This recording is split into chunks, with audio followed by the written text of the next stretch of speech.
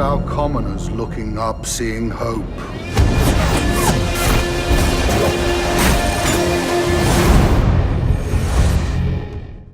First of all, I got to tell you something. This is great. I've interviewed you both separately. Yeah. I've known this guy since I worked radio in Los Angeles years ago at Power 106. Power 106, man. That's it. And I've known you for a minute too since I've been covering movies. Yeah, man. So I feel like this is our third time. It might be John. Producer John's here. What is it? Kingsman? Yeah, that's something like right, that. yeah. Happy birthday to you today. Thank you. You're very kind. Thank And you. happy birthday December 13th. Yeah, man, coming Sag time. Hey, so this is a completely different Robin Hood than we've ever known before. Yeah. Safe to say that? Yeah. Absolutely. That's why we're here, you know? We're here to update and refresh and make this story relevant and exciting and dynamic and high octane enough for a whole new audience. I say that because it was an adrenaline rush just to watch it. You too. We're going to talk about the archery and the fight scenes and stuff like that. Did it have that adrenaline rush feel to it as you're shooting it? As we shot this, it didn't feel like Robin Hood at all. No. Because it started out as Hood. It wasn't Robin Hood. It was called Hood at first. And when we started off, I mean, it was pretty gut-wrenching, the scene of me watching my son and watching him, you know, fighting in the set and the dirt. I mean, it had an emotional tie to it that was really dope, you know? Yeah. And so it's basically an origin in a sense, you know? It's like we don't have a plan of what we're doing. John knows that he sees evil on both sides, and he's trying to see if there's anyone who agrees with him. He sees the decency in him, and then next thing you know, it's prompting him to let's shine the light on these evil people and see where we go from there. Good to see you again, my friend. Thank you, Dave. You know, it's every boy's dream to play a character like this, Yeah. be in a movie like this, you know, riding horses, sword fighting, all kinds of... You must have had a blast. I did, man, and it's cool because when I think back to how excited I was when I was 11 or 12 going to see Prince of Thieves, and it was just insane how it was sort of blowing my mind to that film and how cool I thought that was. And if someone had told me 25 years later or whatever that I'd be in a Robin Hood movie and that people could actually go and see in the cinema, I mean, it's a very cool thing. Sometimes stuff like that comes around, you know, it's very cool. Will Scarlet, we know this character obviously from the, you know, films that have come before, Yeah. the story, even just the stories as kids. How did you make him your own?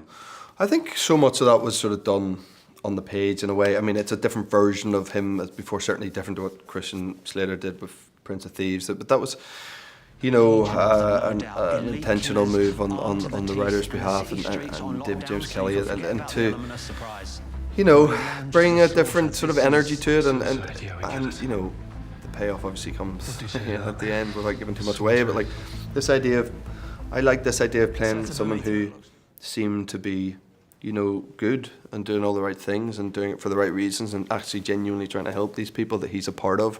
And then somewhere along the way, his sort of ego takes over and it all becomes about him and his drive to be in a position of power. And then obviously things happen within the story that change his tact slightly. But the arc that he went on was just so fun. One thing keeps the sheriff in power: the money. I want to hit the treasury itself. How would you do it? Set up a meeting. Everyone is with us. This is Suicide. the danger's what makes it fun. What's up, man? G'day, Dave. I have to tell you right now, this is not your everyday Robin Hood movie. I've seen, you know, the others. This surprised me. Did it surprise you as you were filming? You know, first of all, Dave, let me say I love that it surprised you, and I love that it's having that effect. The feeling as we're doing this is kind of like, yep, it's pretty good. What surprised me about it was even before then. That was the same thing when Otto Bathurst, because I was like, okay, yeah, you know, like, oh, whatever. And then Otto came and he started talking. He told me about what he was going to do with it and what he had planned. And then he started to talk to me about, here's where I see the sheriff.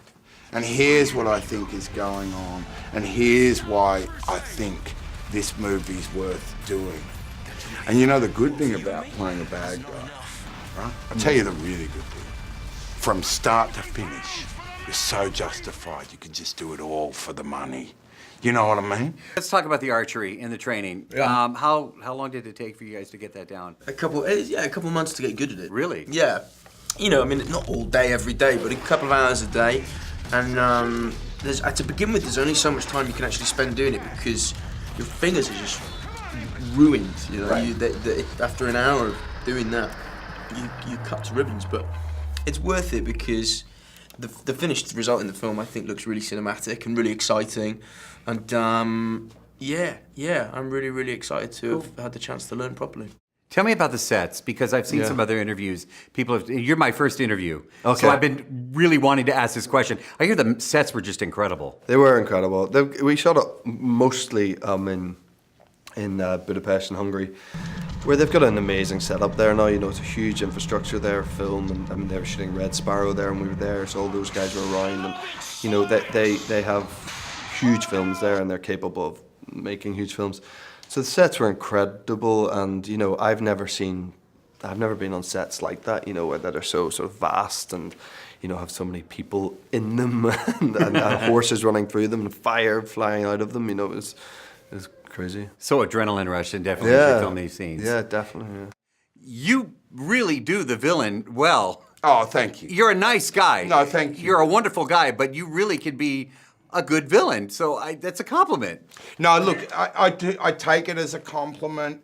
I think, it's a great compliment, Dave. I think, I think people even just within themselves, right? People sitting around at home there, whatever, you know, you have that kind of side of you. You have a side of you that's a good guy, and then you have another side of you, which, you know, it would be you completely unleashed with all your sort of, you know, your angers and your this and that and the other. And so being a bad guy on screen is kind of just like letting the other side rip.